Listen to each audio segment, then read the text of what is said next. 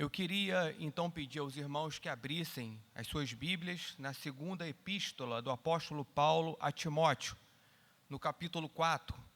Quem a tem no celular, por favor, ligue a sua Bíblia para você acompanhar a leitura. Segunda epístola do apóstolo Paulo a Timóteo, no capítulo 4, versos 1 e 2, com concentração no segundo verso.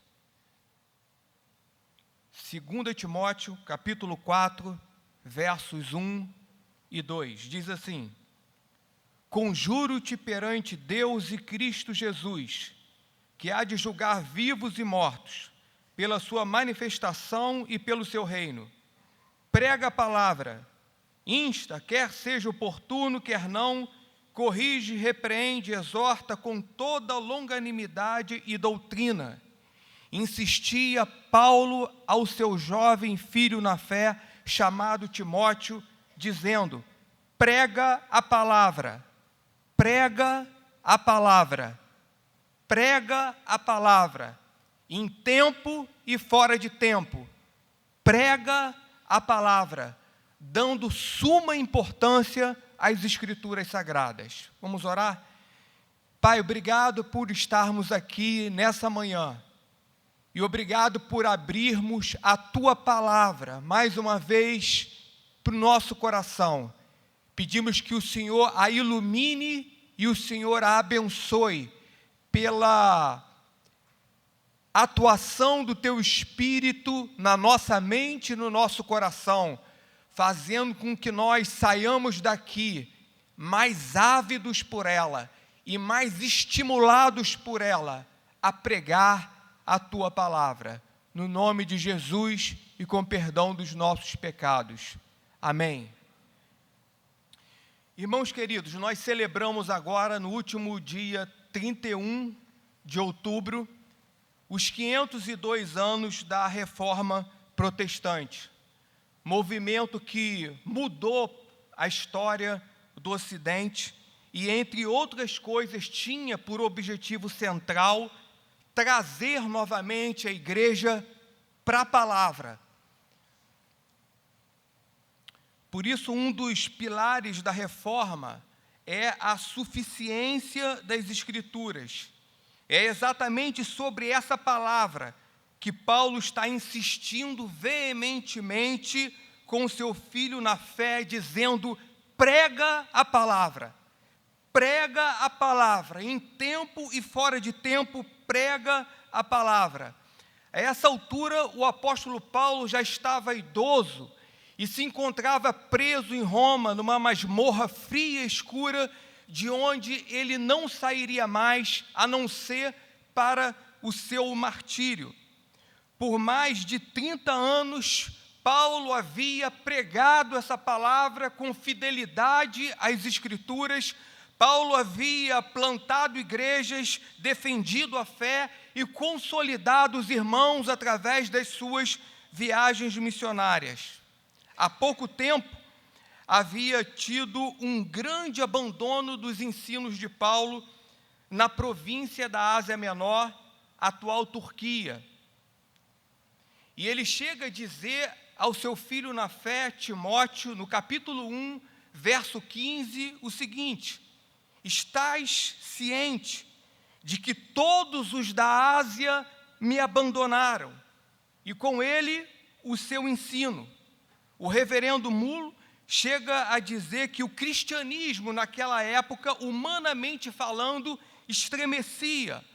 Portanto, a grande preocupação do apóstolo Paulo, no final da sua vida, preso num calabouço escuro, apenas com uma abertura em cima para passar luz e alimento, era não com a sua própria vida, com os seus parentes, mas com o presente e o futuro do Evangelho, tamanha importância da palavra para a vida da igreja, a palavra para o nosso coração. Por isso, Paulo, então, escreve essa segunda carta ao seu filho na fé, chamado Timóteo, fazendo pelo menos no corpo dessa carta 4 grandes exortações. A primeira era: guarda o Evangelho. que também serve para o meu e para o seu coração. Guarda o Evangelho. A despeito do contexto e da situação que você vive, Paulo está dizendo, guarda o Evangelho. A segunda exortação é, sofre pelo Evangelho. A terceira é, persevera no Evangelho. Porque, de acordo com as circunstâncias, nós desistimos com muita facilidade. Eu agora pude visitar uma cultura hostil ao Evangelho, pós-cristã, aonde os pastores com os quais estive estavam desestimulados a continuar pregando o Evangelho em função do endurecimento da cultura e das pessoas. Paulo está dizendo, persevera no Evangelho. E a última, a quarta exortação era, prega o Evangelho. E a incumbência de pregar o Evangelho, a incumbência e a necessidade de nós nos despertarmos para a pregação do Evangelho não são dadas somente a esse jovem filho na fé do apóstolo Paulo, mas também a mim e a você, discípulos de Cristo, membros da Igreja Betânia, também estamos sob essa necessidade de sermos fiéis à pregação do Evangelho. A questão não é se você apenas guarda, se você apenas tem perseverado, talvez você tenha até sofrido pelo Evangelho, mas a pergunta hoje pela manhã é, prega o Evangelho, você está pregando o Evangelho, em tempo e fora de tempo, você olha para a pregação do Evangelho como uma urgência, uma incumbência dada por Cristo à sua vida, ou você está confortável, acostumado com a ideia de ouvir que eu e você devemos pregar o Evangelho. Pastor José Dilson, no domingo passado à noite, falou que este Evangelho será pregado a todas as nações e só então virá o fim. Nós precisamos suplicar a Deus a graça de um novo ardor pela pregação do Evangelho, da gente ver frutos na nossa vida através do compartilhar do Evangelho. Pode haver certamente exceções no nosso meio, mas certamente eu e você precisamos ouvir essa exortação bíblica sobre a necessidade de nós pregarmos o Evangelho, ou de uma maneira proclamativa ou conversativa, aonde quer que o Senhor nos tenha colocado, mas não perca a oportunidade de compartilhar as sagradas Escrituras com as pessoas que o Senhor tem lhe dado a possibilidade de conviver. É a coisa mais importante que você pode dizer, que você pode oferecer, porque o próprio apóstolo Paulo, em Romanos capítulo 1, verso 16, diz que o Evangelho é o poder de Deus para a salvação de todo aquele que crê. Não há presente melhor, não há coisa maior que você possa fazer por aqueles que lhe ouvem do que pregar o Evangelho, do que compartilhar a palavra do Evangelho.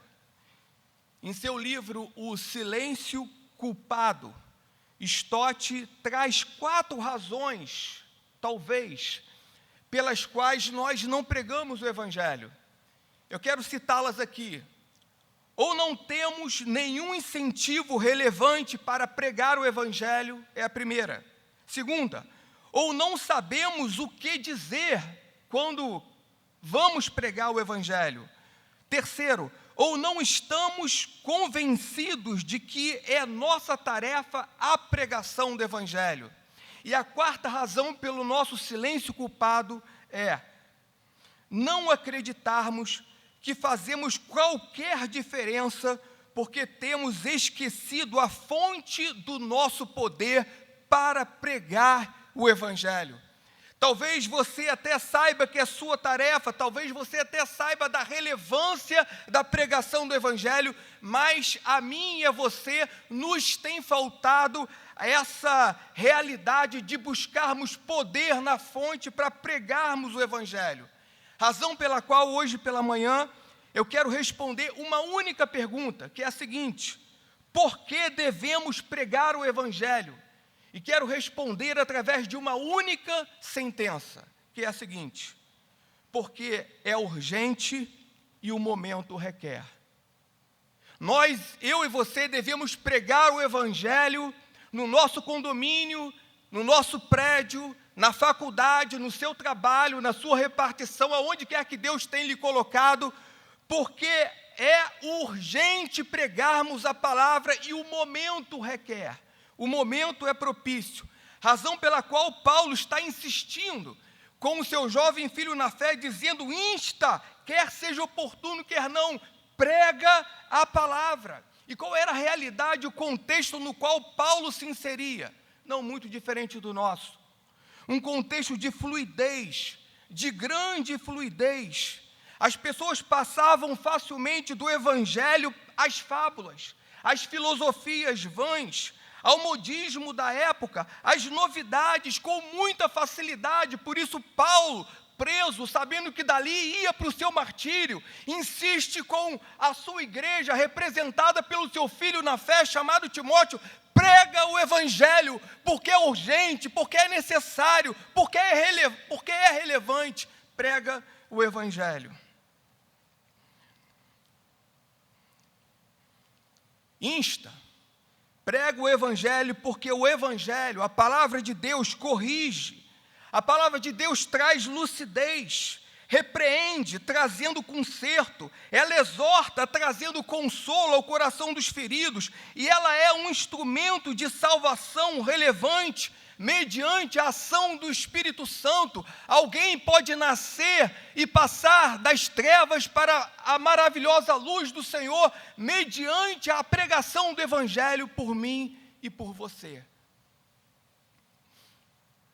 Há 31 anos atrás, aonde está aquele prédio, eu entrei num balão que estava ali, e um dos nossos pastores anunciava o Evangelho, anunciava a palavra de Deus no livro do profeta Isaías. Eu nem me lembro o que era dito, mas no final foi feito um apelo. Eu vim à frente, me ajoelhei, e um fogo começou a queimar meu coração, e na minha mente um filmezinho passava de um flash da minha vida, através do qual eu ia me arrependendo, e o fogo ia consumindo, de tal maneira que quando eu levantei daquele apelo, eu era uma nova pessoa, com novos valores. Eu não conhecia a palavra, mas uma revolução do Espírito, mediante a pregação da palavra, aconteceu dentro do meu coração. Ninguém pode mudar ninguém, mas Deus pode transformar o coração de um pecador. E isso se dá mediante a pregação, a fidelidade da palavra. E é por isso que Paulo está dizendo para Timóteo: insta. Em outras palavras, ele está pedindo, Paulo está dizendo: intensifica, roga, prega, implora, suplica, insista numa proclamação urgente, esteja em prontidão, sempre disponível. Por quê? Porque o momento o requer.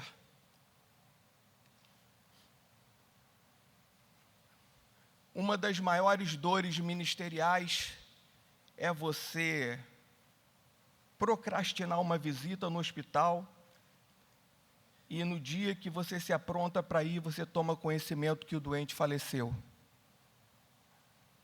Agora, isso pode acontecer em qualquer lugar onde Deus tem nos colocado. Eu estava conversando com uma mãe ontem, e ela me dizia que a sua filha estava vivendo uma luta, beirando a depressão tão aguda, que ela saiu do ônibus numa manhã, indo para o colégio, e disse assim: eu vou atravessar a rua, e se o carro me pegar, pegou. Tamanha era a sua aflição.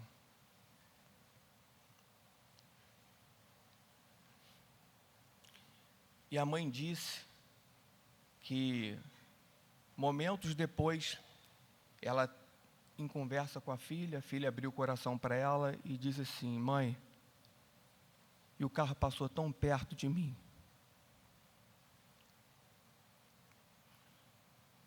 Parou na frente, chamou a minha atenção.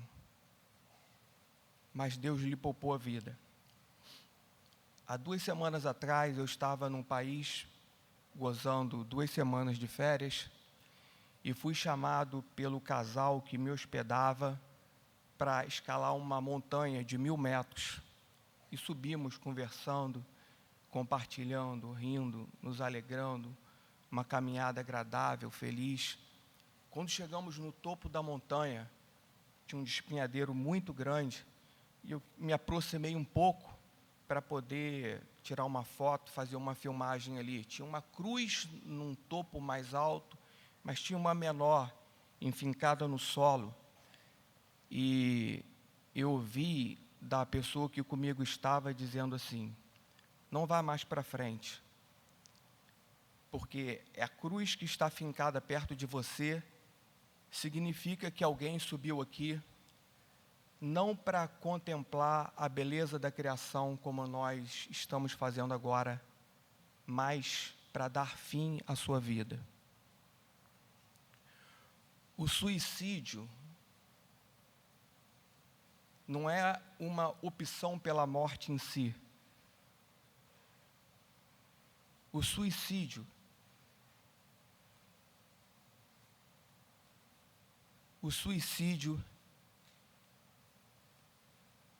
é o caminho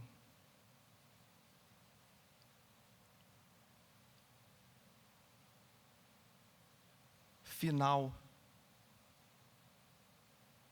para resolver a profunda dor da alma, quando não se sabe mais o que fazer e quando ela se torna tão insuportável, em última instância, a pessoa então procura dar cabo da vida a fim de dar cabo da dor. Essa pessoa muitas vezes está sentada do seu lado. Irmãos, eu poderia me alongar aqui, não vou fazer por causa da ceia, mas eu tenho participado das células, tenho visto celebridades da nossa cidade com um coração completamente depressivo, mas buscando como último recurso o ambiente cristão, a palavra de Deus, para encontrar solução e sentido para a sua vida. O apóstolo Paulo diz que o Evangelho é o poder de Deus para a salvação de todo aquele que crê. Pregue a palavra, porque é através da palavra que nós saímos do nosso silêncio culpado, e é através da palavra que as pessoas encontrarão nela sentido e transformação para a nossa vida. Talvez hoje, você precise de alguma ação na direção de alguém que muito precisa de uma ligação, de uma carona e de um toque seu. Vocês, ovelhas, e nós, pastores, devemos ter esse compromisso de pregar a palavra. A ceia anuncia a morte do Redentor, até que Ele volte e tome dela juntamente conosco. A ceia, ela é missionária, porque ela anuncia que um justo morreu pelos injustos. Ela anuncia que, através do corpo e do sangue de Jesus, há perdão para os nossos pecados e possibilidade de encontrarmos sentido na vida, porque Ele é o caminho, a verdade e a vida. Curva a sua cabeça, feche os seus olhos. Vamos, nessa hora, nos preparar para participar da ceia do Senhor. E vamos orar, pedindo que o Senhor nos ajude a anunciar a morte dEle, não só comendo do pão e bebendo do cálice, mas proclamando vida em Cristo Jesus. Pai, abençoa nesse momento a celebração da palavra encarnada. Abençoa, Senhor querido, nesse momento a celebração da palavra dramatizada por meio do pão e do vinho, e dá que o teu Espírito nos desperte para pregar a tua palavra com urgência, em tempo e fora de tempo, de maneira proclamativa ou conversativa. Queremos testemunhar do Evangelho de Cristo, no nome de Jesus. Amém.